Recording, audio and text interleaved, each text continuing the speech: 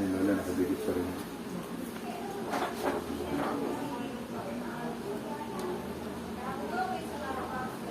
Ilang linggo na tayo?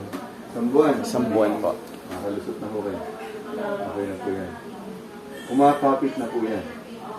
Then, pasarado ng lola ng konti. Ah, nakasunod.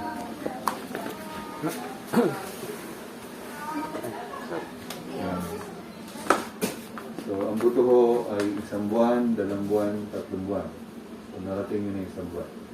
So, nasa stage na ho kayong kumakapit. Ang second month po ay tumitibay. Ang third month po ay matibay-tibay. Pagdating po niya ng 6 months, matibay. Pagdating po ng 9 months, matigas na. Pagdating ng 1 taon, buto na. Ganun po lalakbayin niyo. So ngayon po, dahil po kayo lagi nakaganito, ngawit na ho yan. Oo, ang sarap na ho dito sa sito. So gano'n rin po. Ang stage po natin ngayon ay pwede na po tayo mag-mobilize yung pagagalawin. Saan po ang gusto nyo? Sa bahay na kayo therapy o kung tsatsaga po kayong pumunta din sa ospital para sa therapy? Kailangan po yung therapy. Gano'n pa Doc, yung ano niya, yung therapy? Kailangan, may mga machine bang kailangan gawin? Wala naman. Kung hospital-based, malaking advantage po yung machine kasi gagamitan po yun ng mga pampalambot ng laman. Malaking advantage talaga po ang hospital-based. Okay. Although technically possible din naman ang home-based. Okay. Kasi mobilization naman po yan. Ako po yung dating therapist. Trabaho ko yung dati ng Okay. bago ka naging surgeon. So ngayon, nasa stage tayo na i-recover ka na. Kung maging buto, nandun lang yun. Hintay lang natin. Anong frequency, Doc, ng therapy na yan? Kung masipag po, maganda po sana talaga at least 3 times a week. Twice a week, pwede rin naman. Huwag lang once a week kasi wala maganda. Bale, wala. So yun po masasuggest ko. And then balik sa akin next month. Next week. Check up lang. Para kung makalaya ang kamay, mawit na ho yan. Pero pwede ho ito.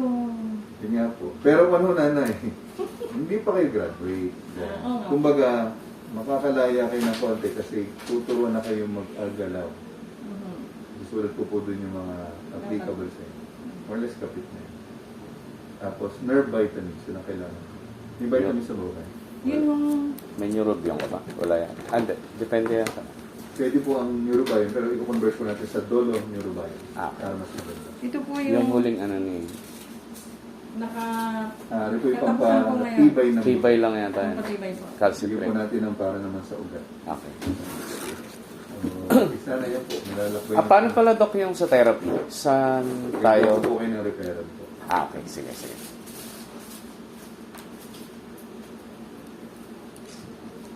Yung... Inip na kayo. Anong diferensya po ng thrice at saka twice a week na therapy? Kung kayo sports mode, ibig sabihin po ay yung active pa. Pangungumpan nyo sa eleksyon, aktibo sa trabaho, yung medyo bata-bata pa. Nagmamadali tayo 3 times a week. Pero yung for the purpose po na matutunan, ang dapat gawin sa balika, twice a week you'll do. Kasi yun ang po gagawin sa inyo, gagawin nyo sa bahay, kailangan mag-exercise sa bahay. Okay. Okay. Pero kung talagang kayo sports mode, yung talagang nagmamadali, di daily, parang athletes. May masyadong TV sa day, hindi naman Okay. tsaga-tsaga lang. So, next Good for month, ilang months yung therapy niya? hanggang po matutunan niyo yung mga movements. Ang target ko lang naman sa inyo, nanay, Matutunan ko. hindi ko naman papayagan ni ganito eh. Ah. Ipapataas ko po yan as tolerated, assisted pa kayo, assisted mode kayo. Tutulungan po kayo. Kailangan po marating ko ang 3 months bago yung mag-isa kang gumagano. Kasi ngayon ho, pag kayong gumalaw, mapipigtas pa ho yan. Pwede pa akong matitouch. So, delikado Sayang, pa rin. Kapag nung in-x-ray ako, itong kamay ko, tinapos dito. Naiabot ko naman po, wala. Pero, Very good po yun. So, sa bawa lang po yun, abutin gano'n, matitouch po yung luto. talaga naman pong oil, napakaingat. Konting tsaga, Kanya lang talaga kung napakastag nito. ngawit na po, ngawit. Kaya pag nasa bahay, tuturo sa inyo, nakapatong yun sa mesa. Nasa mesa, mag-exercise po kayo. May tuturo po yun sa inyo.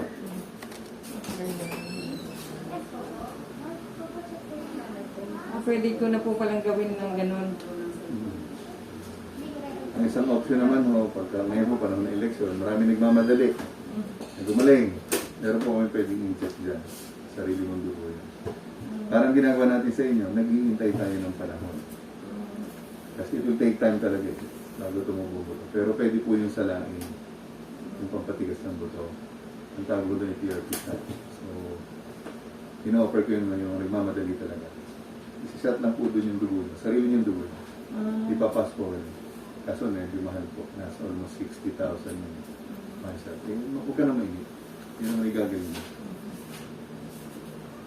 Next month po ulit. November 9. November 9. Diyan November 9 ba nandito tayo?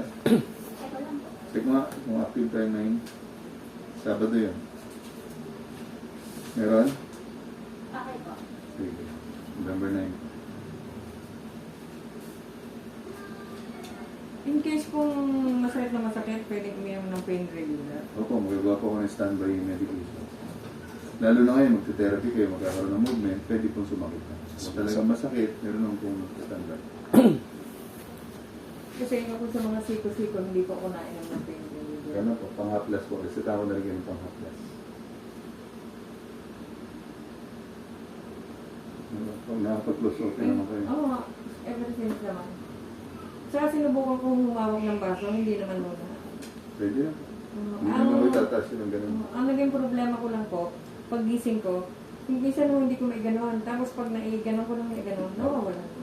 May stop up po kasi yung katawan. Pag natutulog kasi siya, Dok, makagano na lang. Okay na. Okay lang.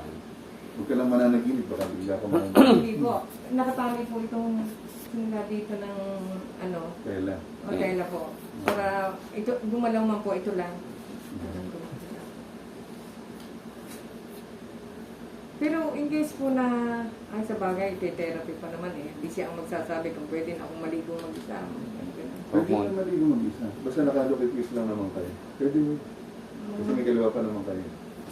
Paturo nyo rin po yun. Yung tamang pagdadamit, tamang pag-shower. Ang husband ko po, tinerapy dyan eh. Paano po si Sir? Medyo lumuluhudo siya noon. Mahina ang Medyo muscle. mga sir niya. Naka 3, ilang session ka no? 3 weeks yun eh. O, awa naman ho nandiyan siya naging ako. Yung first week niya ay sa bahay. Walang pag-iiba. Diyan ko po dinala.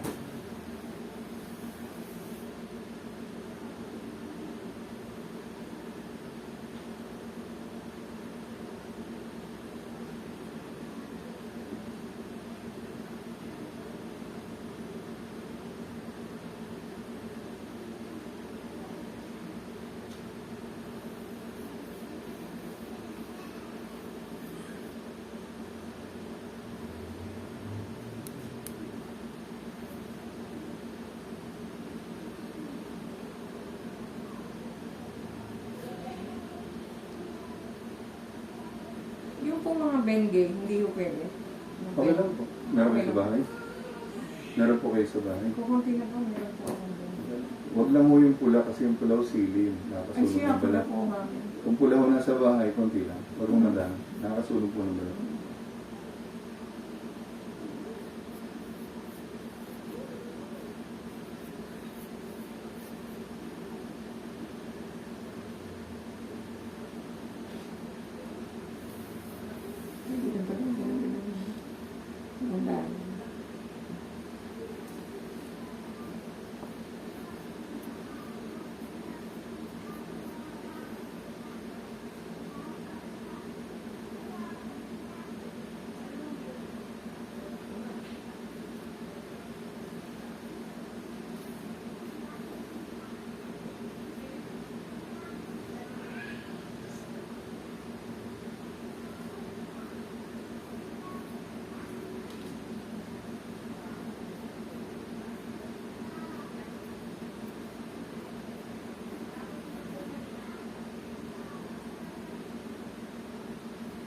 Kailangan po i-examine nila, malalaman lang kung yung mga problems, ito-target mo lang. Ang So, dinagdag po, minsan nasakit po ang ganito ko. yung muscle po, muscle mo Ah, dito. dami. Damay po lahat. So, nilagay ko dito ho, yung shoulder niyo muna, assisted mo na po na exercises. Okay, pero kailangan po tulungan niyo siya para lalakas ang muscle mo. And then, palalakas yung tumbang parte. Wala nang problema rito. Tapos, dislocation precaution. Bawal po ito. Baka bigla kayong gano'n. Dislocated tuli. Okay. So, ito po yung referral ko sa therapy. Areho ay pain reliever. Bili lang po kanilang piraso kasi standby lang naman po. Opo. Tapos po yung Poliner Forte, vitamins po yung para sa ugat, isa lang po sa gabi. Isa lang. Para mabilis po sa recovery. Pero diretso pa rin po yung... Okay, mga calcium tablets po. Diretso lang po. Ito, ano, pwede ko nang ibaba. Pwede na. Ang bawal lang mo din. Basta itaas. Pwede nang tanggalin ta? Technically ngayon pwede. Oh. Pag kayo nakapantalon, Fernando po kayo. Suot niyo sa bulsa. Hindi na sanay po ako kahit tatanggalin ko po ito para ako nagbabayang mag-iliw. Lagi ako gano'n. Mga ngawit po, Master. Ay, kaya nga po. Ayun pala pa. Ngawit po Sa bahay kayo. mo lang, tanggalin. Sa bahay So, naman. Excited ka naman masyado. Eh, syempre. Ngawit na muli. sabagay. And then, November 9, another x-ray. Pag yan po inamuti, puting-puti na. Sino pong i-recommenda sa amin na Kung therapy? sino pong available ngayon doon, kasi may mag-examine sa inyo doctor. Hindi ko po kilala ngayon kung sino yung duty doctor. Ano pong, Sila nang bahalang mag-provide. Opo, pakita niyo lang po yung referral. Sige, sige. Yan po yung examine ko. Yan. Basta pwede mong nakalaylay na yan, huwag ka mong ibubuhat. Pero in case kung kumaga katulad nga, hindi pa ako nate-therapy, pwede kong i-ganon-ganon. Opo, nakapatong mo sa mesa malapad. Alam Alam mo yung laro ng bata na parang may gulong. Aha. May laro, may anak ka na may, alam mo yung maliliit na kotse, may gulong. Opo. Baka niyo po yung ganun. Gaganon ko po. Hanggang saan ang pwede niyo Hanggang ngayon? saan po pwede? Alam po yun. Ang ganyan. Okay. Ang bawal naman ako kasi dyan ay, Taas lang. Basta taas lang talaga. kasi doon mo yan madidetach. Yung ganito pong movement, Mhm. ganito na movement, ganito na movement ng konti, allowed po yun. Huwag lang po yung Tataas. sobrang taas. Itataas mo nila yan pero assisted. Okay? Thank you, Doc. Laro-laro ko muna sa bahay. Sige po, kita ko tayo next month. Opo. Next month na. Ingat po. Okay. Thank you, Doc. Thank you, Doc. Nakakita na ng pag-asa. Teka, Tsaga, tsaga.